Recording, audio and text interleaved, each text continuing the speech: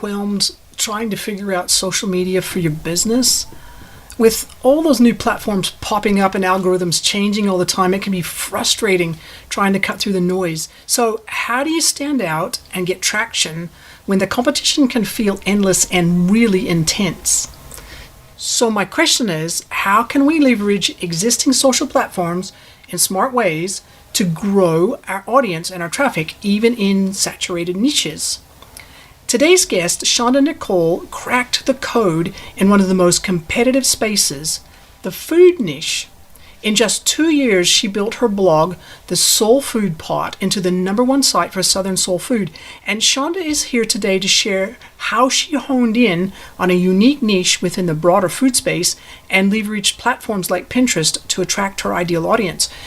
With clever optimizations and relationship building, she's been able to thrive in a crowded field. Shaunda will break down her process of niching down and using search data and keywords to create content that pops. If you're feeling lost in this sea of competition that I mentioned, Shaunda's success story will give you hope and actionable tips that will help you stand out. Welcome to the Online Business Launchpad podcast. I'm Trudy Rankin, and I bring you stories, tips, and advice from online entrepreneurs who are finding success, because if they've done it, so can you. I've been running my own online business for more than 8 years now, and I've had a few pivots, lumps, bumps, and successes along the way. And I've become really passionate about helping overworked online business owners like you increase your revenue and your profits without burning out. I've used my experience and the experience of others to help hundreds of people grow their online businesses. And one of my greatest joys is working with people who, because of life circumstances, need a flexible work from home option that helps them pay the bills. So my mission is simple. I want to help you solve the challenges you face as a far too busy online business owner, so you can have more time and money for yourself and your family, and more choices in how you live your life. So if you're ready to once again dive into learning how you can use Pinterest to grow traffic to your website, even if you're in a super competitive niche, then stick around. Let's get cracking.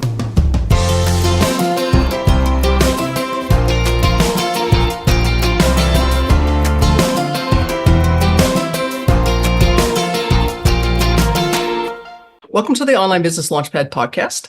I'm your host, Trudy Rankin, and I have a question for you. Have you been trying to figure out how to build your audience when it feels like there are about a bazillion other podcasters or bloggers or YouTubers out there, and it just feels like you're never going to crack the code? Well, today's guest is someone that's proved that it's still possible, even in something that's as competitive as the food niche. And in just 2 years, recipe creator Shaunda Necole built her blog, The Soul Food Pot, into Google's #1 Southern soul food site. And she's been featured in Authority magazine and quoted in publications such as Fast Company, Cosmopolitan, and Refinery 29.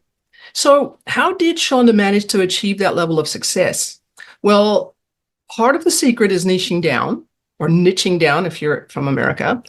She takes iconic African-American recipes and reimagines them via modern kitchen appliances, which of course is going to often shorten the time to prepare these beloved traditional dishes. And she demystifies the seasoning tricks to help amateur chefs feel more comfortable with this critical part of soul food cuisine.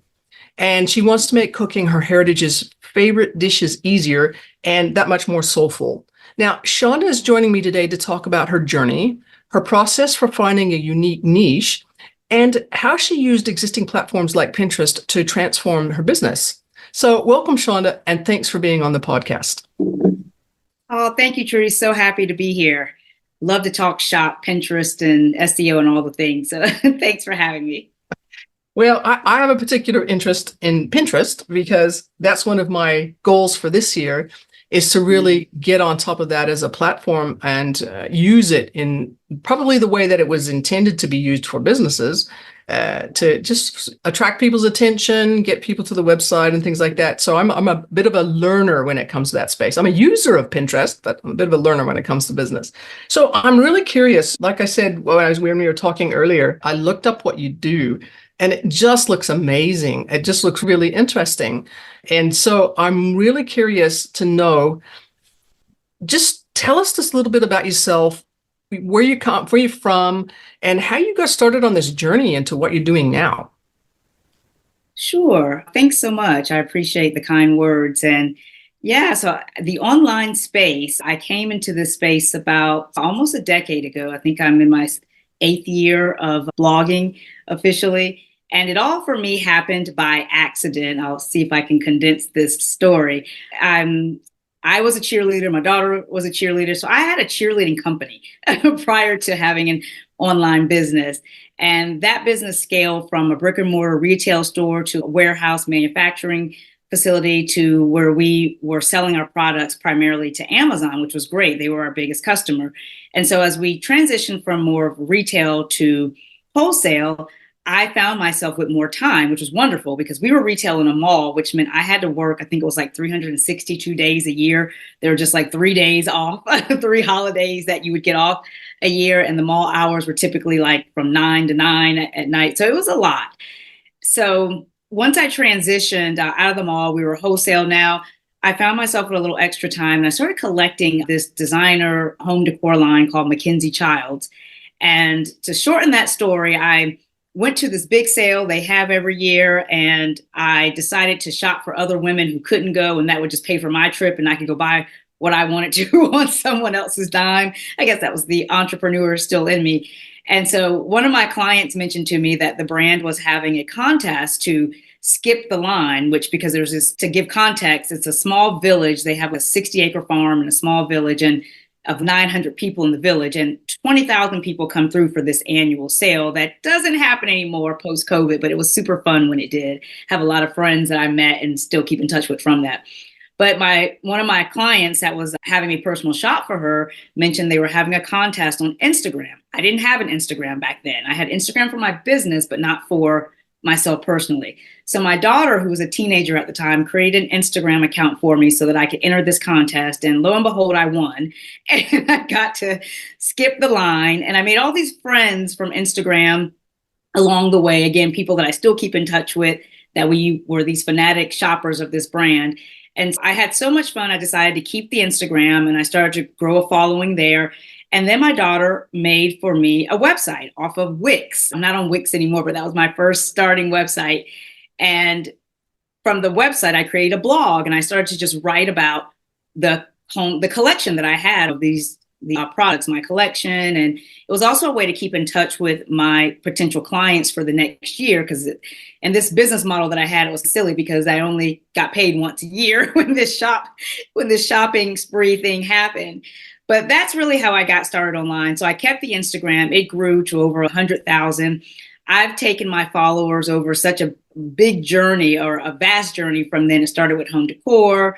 Then I went into lifestyle content, into food. And I also have a Las Vegas site now also. So it's been quite a journey. But what I learned along the way to grow that audience and then to start blogs and to grow them from one blog to two blog to three blogs has really just been about SEO, search engine optimization. And in talking about Pinterest, one of the little known facts about Pinterest, kind of one of the secrets of it is, although Pinterest to me has an identity crisis, and they always want to be a social media platform and act like Instagram and have like stories or what they call idea pins or what have you, they are a search engine. That's exactly what Pinterest is. And Pinterest is really how I got started in understanding how people search and how to create content based on that so that people can find what you share. That's interesting.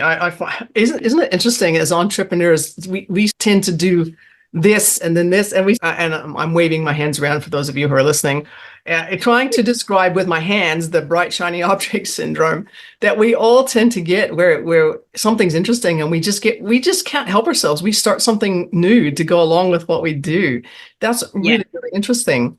So talk to me just a little bit about the Instagram side of things, just really quickly. You said you managed to grow that quite a lot and you took people with you on a journey. What was the two questions? First one is how did you use it in such a way? What was it that you were doing that helped you grow it like that? I'll ask that first and then I'll ask my second question. Yeah, I was actually I took a trip down memory lane with a friend yesterday about how this Instagram grew for me circa 7, 8 years ago. And what I remembered, because I have three core pillars that I'll talk about later, but when I was going through that framework with her, like what I teach with SEO and those pillars, I ended up adding a bonus fourth one, which was simply just being nice to people and engaging and communicating. And so that's actually how I grew my Instagram. So it's still the wild west in the online space, especially for bloggers and influencers. We are writing the script as we go along. We're making the manual for our predecessors who come, some our successors, some 10 years or 20 years from now. So it was even more of the wild west 8 years ago. And I wanted to grow. So I would go on Instagram and I would find people who were maybe similar niche to me or maybe had similar amount of followers. And I would reach out to them. And if I had a question, I'd ask them like, how did you get this post to blow up? Or how are you doing this? And so then I learned that a lot of people were in support groups. And so I joined a bunch of support groups and they were super helpful because it was a community of other influencers like myself who were trying to navigate this online thing and figure things out.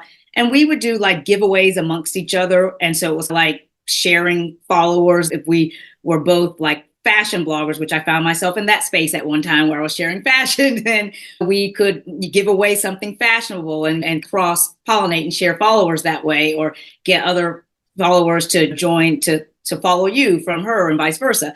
So it was just I had such a fun time sharing this because we probably know the Super Bowl was in Las Vegas, and one of the women that was in my group from 8 years ago, we still keep in touch, and she was in Las Vegas.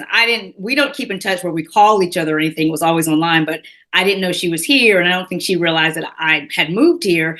And so we were just conversing back in comments saying, oh my gosh, if I'd known you were here, we would have totally got together.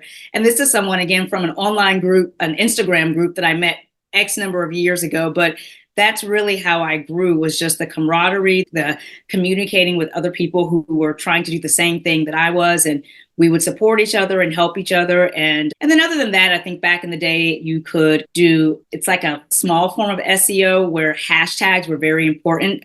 Oh, yeah. The keywords are more important on Instagram now, but hashtags were the keywords back then. And I would just use the appropriate hashtags. I would always make it my goal to own the hashtag space. So like when I was trying to get other followers from that brand of home decor I collected, I would use a specific hashtag to own that space and show up top. So that way more people who were looking at that hashtag would discover me and then want to come and follow me. So it was just really a lot of communication and being involved on the platform is how I grew.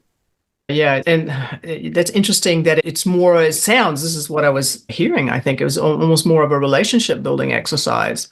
Oh my gosh, yes. Yeah. Absolutely. Yeah. So my next question is that did you monetize through Instagram? Were you able to monetize through Instagram? And if so, how did you do it?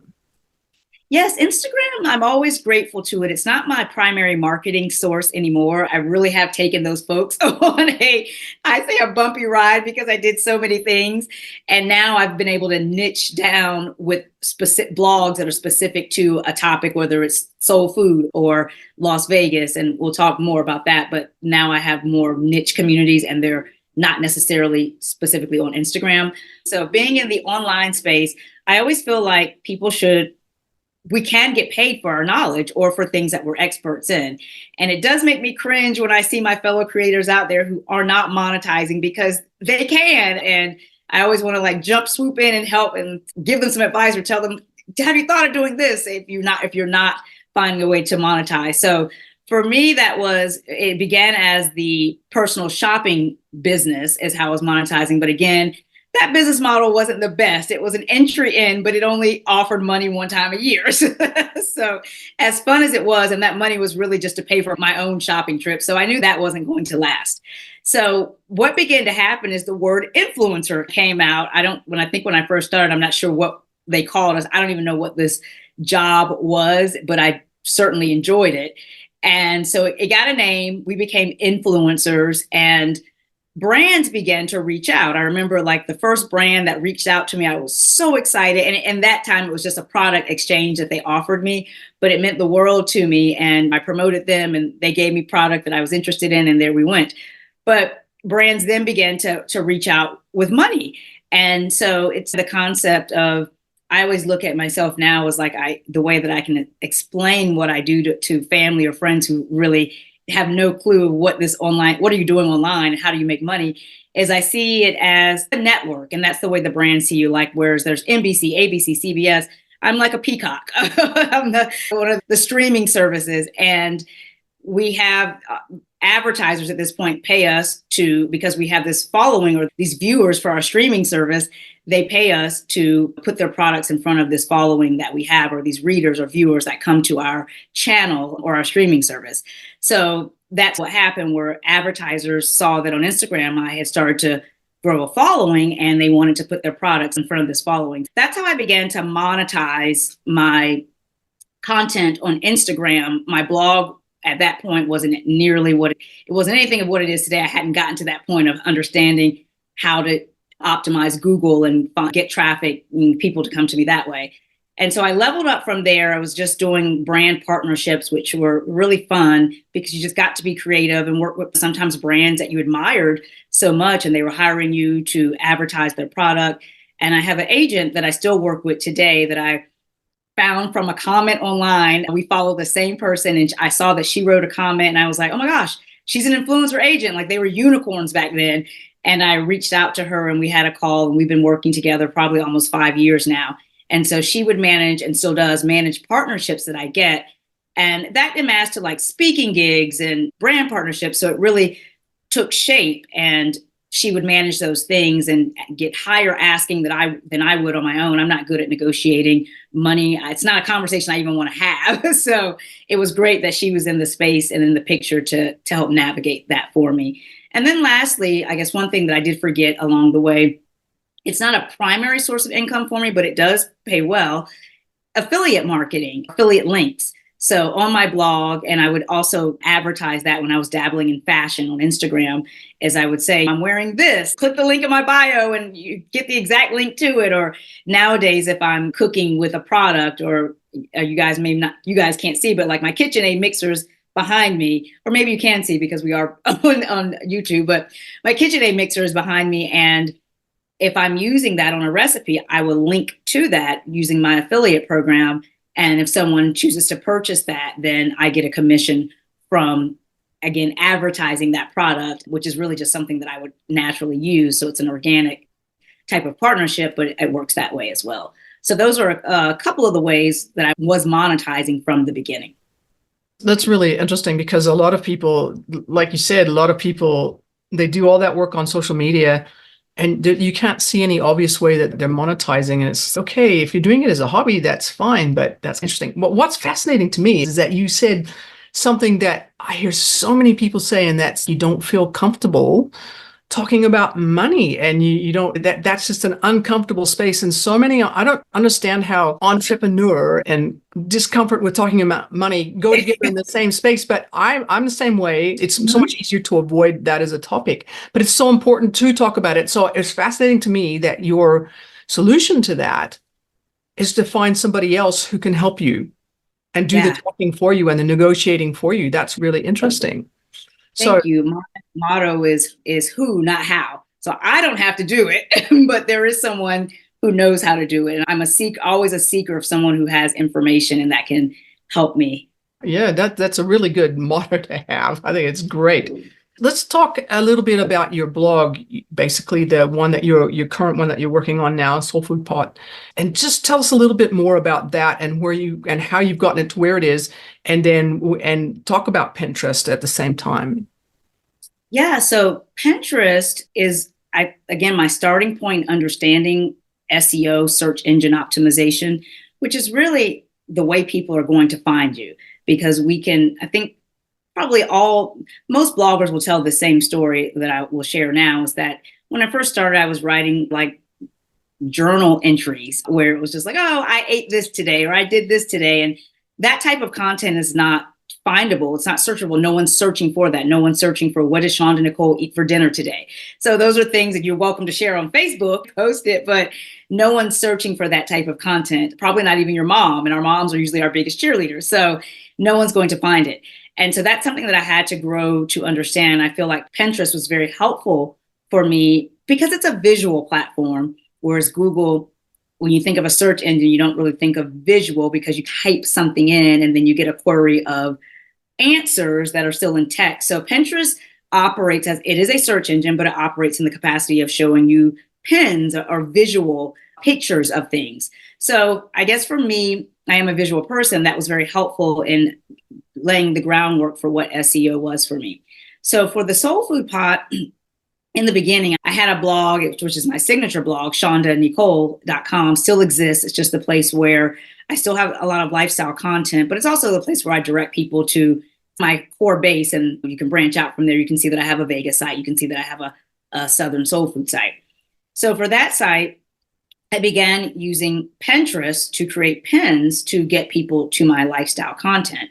And I created what I called a Pinterest pyramid framework or formula. And I ended up teaching Pinterest years ago, but it was just about how to use Pinterest's keywords, which is, I'll share a secret right now with everyone here and unveil this, that Pinterest keywords, they're laying right out there for you. They are the bubbles, the little colorful bubbles that tell you when you search something, those things that pop up, those are the keywords. And that's what you want to be using. You just find your niche in those keywords and you want to use them. That's where I began to understand, okay, this is how this works. So I stopped creating that journal diary kind of content of what I ate today or what I wore today. And I began to create content based on those search bubbles in Pinterest of what people were looking for. So I had on my blog a conglomerate of things. It was like health content for women, a recipe here and there, a beauty tip, a fashion tip. And it was just like, oh, once I got to understand search engine, we can make this mistake. And it's that we think we have to go big in order to reach, a vast amount of people and cover so much ground. But that's the wrong way to approach having a blog or a website. Or even having a social media audience. The field is, like you mentioned in the beginning, Trudy, the field is saturated. There's just so many people in this space now that we really have to really niche down as hard as we can to reach a very specific group of people. And it seems like, oh, you were going so small, it would seem like you're not going to reach anybody. But really, there are like thousands of people in these really tiny niches that are waiting for you because you have exactly what they want and not with all the other broadened aspects of things. I understood that I had to niche down when I decided I really want to write more about food and share my family's African-American recipes and food content. I was making them with the air fryer and with the Instant Pot. So I found faster ways to make these iconic legacy recipes without compromise to the seasoning and the flavor or the dish. And so I wanted to share that. And so again, it wasn't enough to just start with just Southern food. I niched down further and it became Southern soul food with modern kitchen appliances. So it just became a really niche community of people that I wanted to reach and support. And I found my people there, and there are thousands and thousands of those people. So it's not like niching down. I always say you have to go small to get big, and that's so true. And so when you look at those bubbles on Pinterest, you can uncover what your people are searching for in the exact way they're saying it. And that's where Pinterest comes in so handy. And then another secret with Pinterest is it's not a Pinterest company, but they partner with an app called Tailwind, which makes life so easy, where you can schedule your pins and you don't have to physically hop on Pinterest every day and manually create pins and manually pin them out there. You can actually schedule that type of thing. So anytime I can automate to be more efficient because I have so many balls that I'm juggling, then I like to do that too. Yeah, absolutely. It was interesting that you mentioned Tailwind because I have had a look at Tailwind. It's an interesting platform and it's got some competition. There's lots of other sort of AI type tools out there now that will actually help create on a regular schedule, will create pins. But the only trouble is, and this is one of my follow-up questions, is that you can create all kinds of stuff using AI or platforms like Tailwind. Mm-hmm. But unless you know what you're doing, and unless you know what's good and what's not good, what works and what doesn't, you're just going to put more rubbish up there up onto the internet. So how do you know when a pin is a good pin?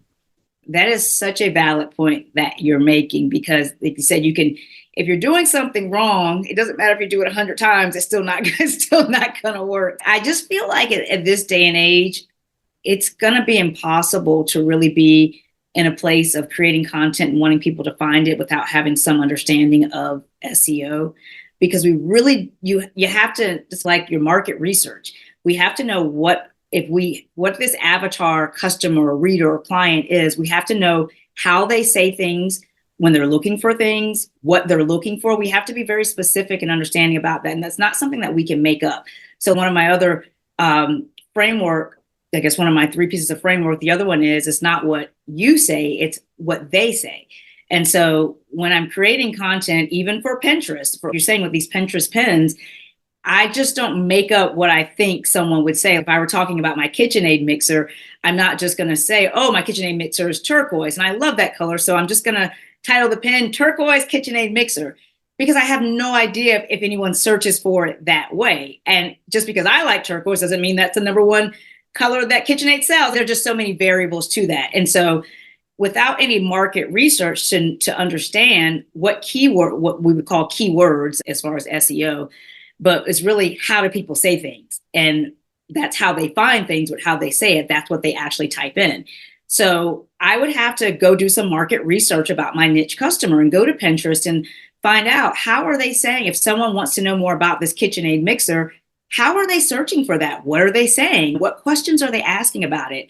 And that's the way that we want to create content, where we're useful, we're helpful, we're answering questions for people. That's the whole point of it, that we have to be providing value to our readers, because no one's coming to read anything that we share if it's not offering a solution, answering a question, or providing value. It's like turning Pinterest on upside down, because I am also an avid Pinterest user. I love Pinterest. I could get lost just looking at all the beautiful pins and things that are up there and get new ideas.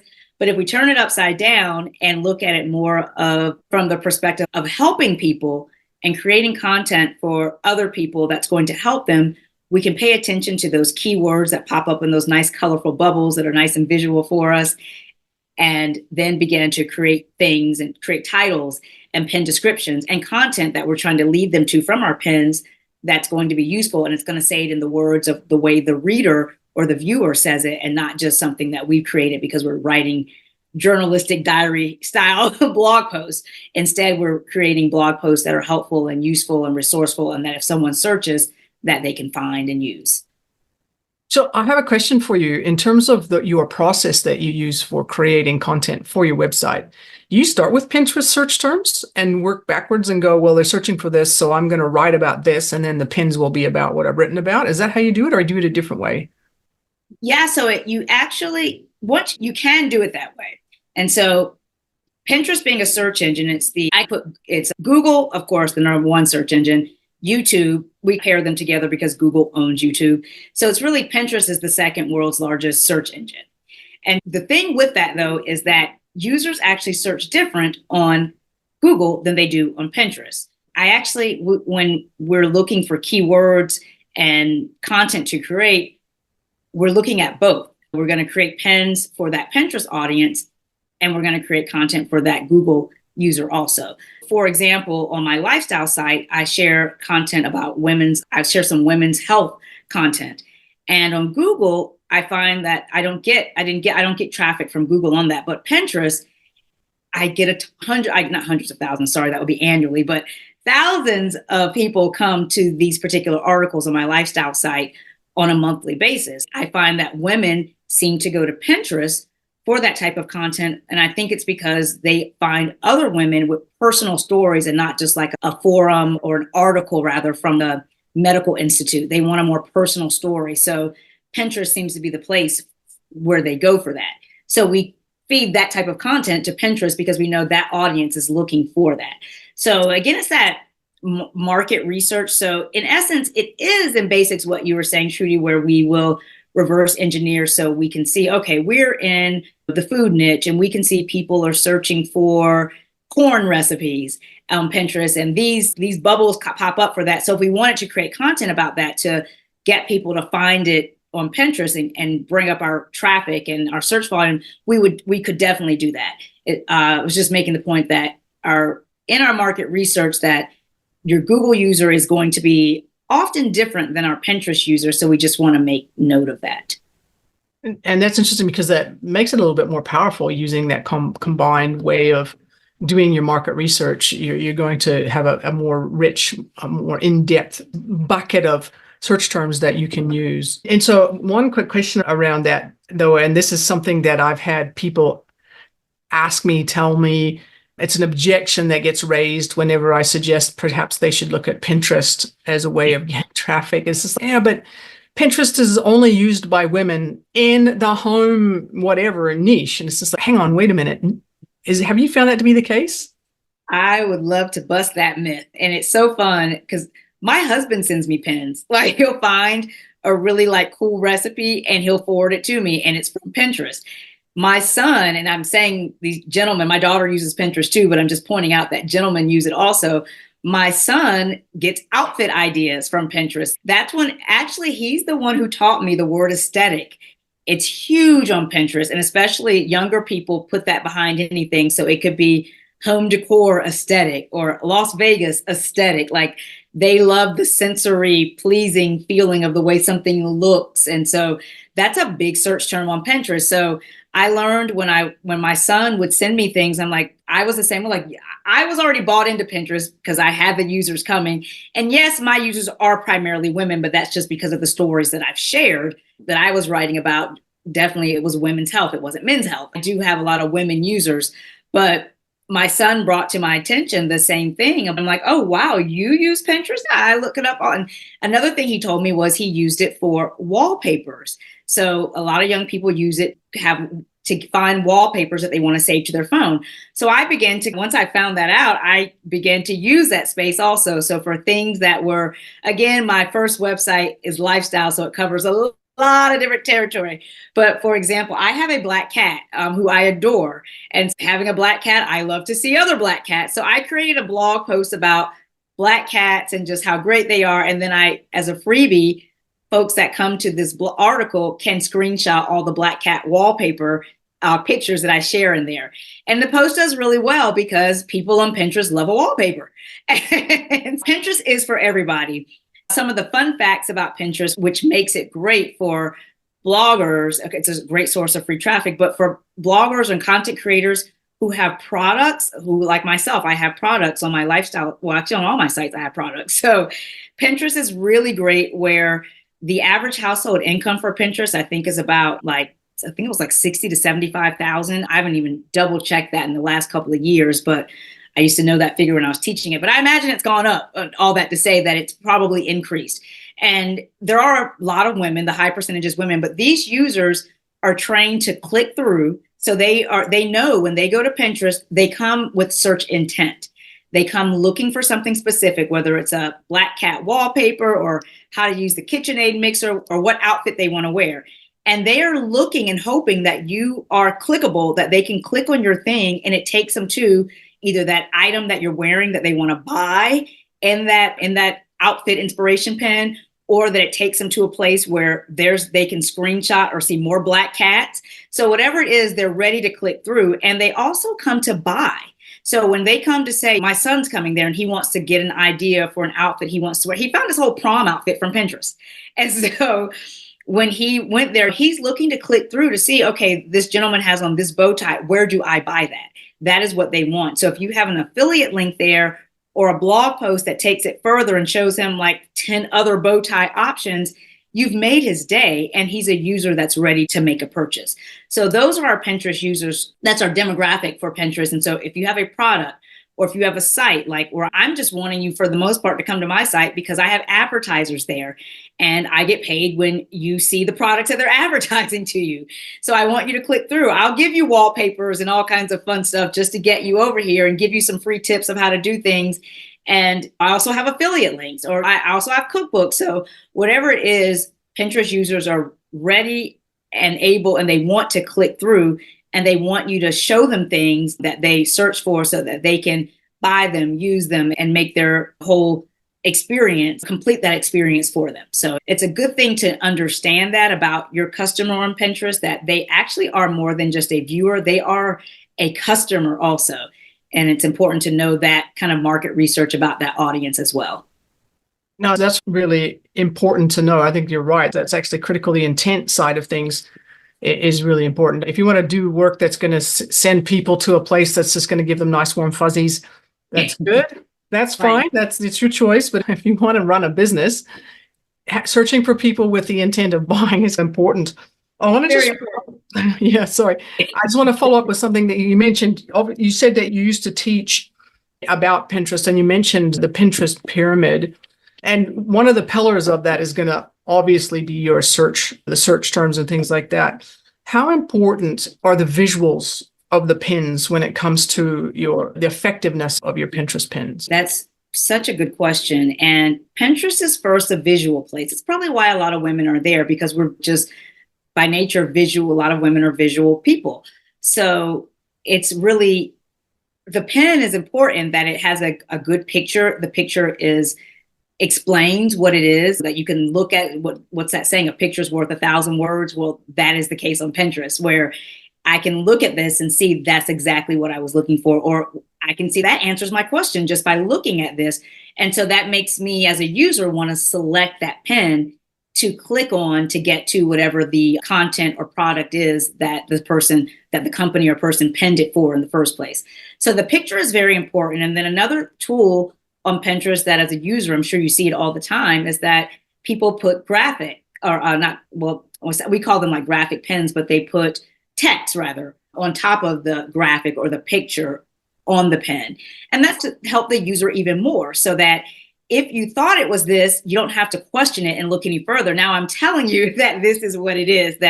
So if you see my KitchenAid mixer is behind me and I can see it, so I keep using it as an example. But if you were searching for, maybe you just got a KitchenAid mixer and you want to know how to use it. So now you see a picture of a KitchenAid mixer. So you're like, okay, in your head, you're halfway there. Okay, looks like I'm honing in on what I came to Pinterest for.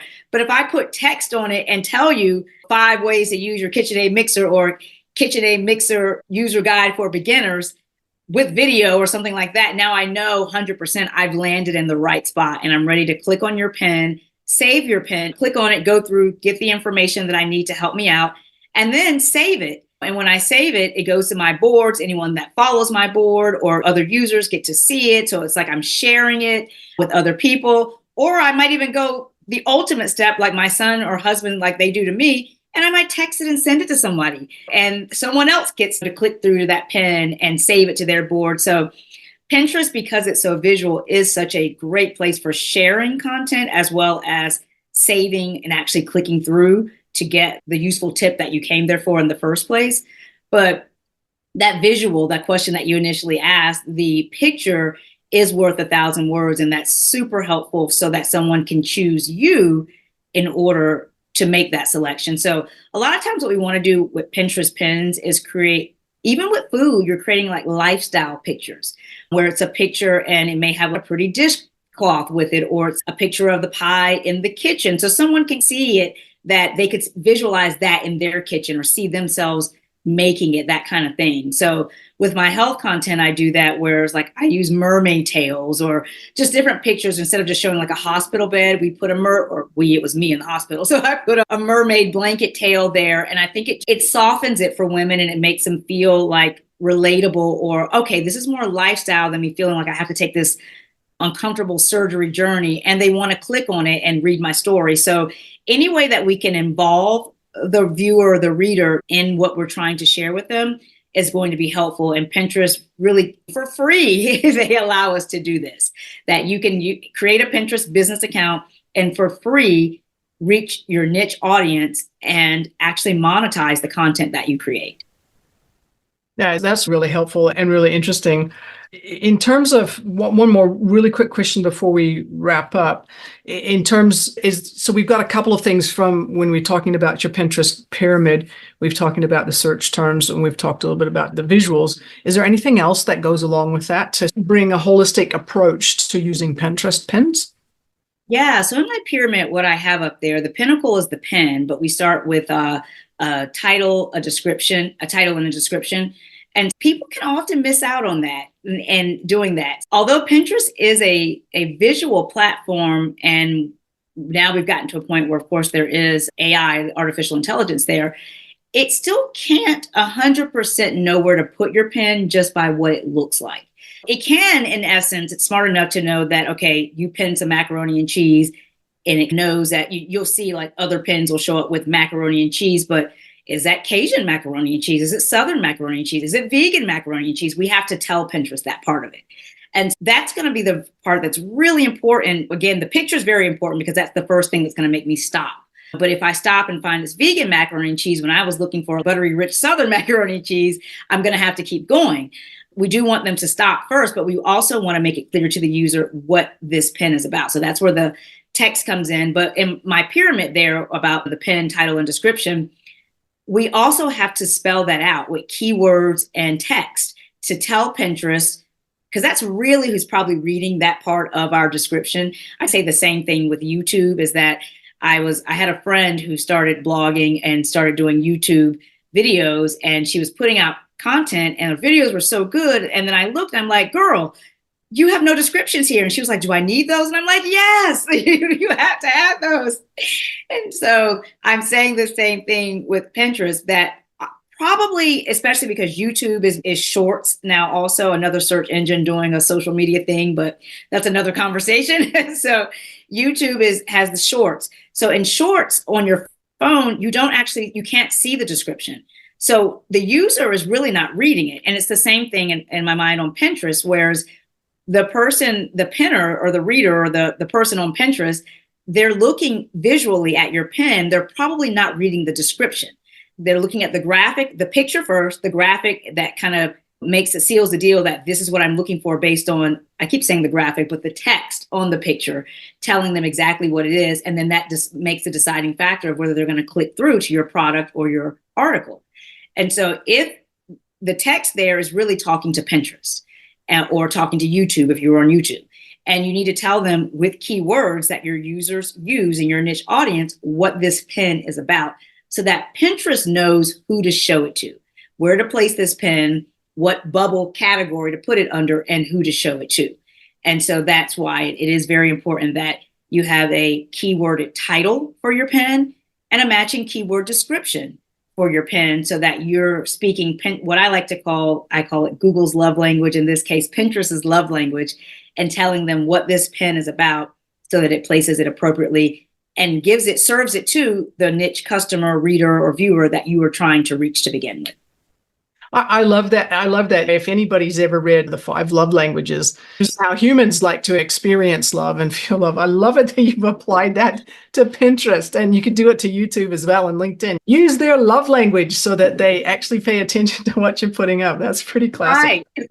Otherwise, like the book, how are they going to want to pay attention or hear you? So we do have to make sure that we're communicating with each platform that we're trying to create or garner an audience on. It's very important. Yeah, no, that's really good. I like that. Shaunda, it's been really lovely speaking with you today and just listening to what you have to say about your journey and about how to use Pinterest, how you can use Pinterest to really serve people, build relationships with people, basically. And Instagram was part of that relationship building, but Pinterest can work the same way, I think. So if people are interested in learning more about you or reaching out to you to connect, where would they go? Yeah, so my signature site is my name, Shaunda, and I'm Necole with an E. My parents were just as creative as I am. So it's ShaundaNecole.com. From there, I actually still offer Pinterest and SEO courses. So there's a tab for like my master classes where those are there. And then also my food site is thesoulfoodpot.com. And then my fun site that I'm having such a good time with is, I love all my sites, but my newest site is vegasrightnow.com. And if you happen to be traveling to Las Vegas, I share all the hidden gems from a local's perspective. So those are the ways that you can get in touch with me. And I also have a podcast for my Vegas site and my Soul Food Pot site as well, but they're all linked on those blog sites as well. So it's a great, starting with any blog, you'll find how to keep up with me. Oh, that's cool. So what's the name of your podcast? So I have a food podcast called The Soul Food Pod. It marries my website, thesoulfoodpot.com. And so a lot of the times I bring on guests, usually family and friends, and we talk through Southern soul food recipes. And then on the second season, we did more of a listen to the recipe where I actually talk and guide you through how to make the particular recipe and why certain ingredients, seasonings, and spices are inherent for it. And then on Vegas Right Now, the podcast and the blog have the same name, Vegas Right Now. And we just talk about Las Vegas and all the fun facts and places to go it's very overwhelming to visit Las Vegas. It's such a exciting and dynamic place. We get new things here all the time. So I try to break down and share all the hidden jewels and secrets so that you can create a comprehensive trip and feel like you didn't miss out on things because you didn't know. I'm sitting here. I'm just smiling to myself because you have two podcasts, and you've got a blog, and you've got several sites. It's just okay. you must be one busy lady. Yes. Shaunda, it's been so great to talk to you. Thank you so much for being on the podcast. Oh, thank you for having me. I enjoyed. Thank you so much.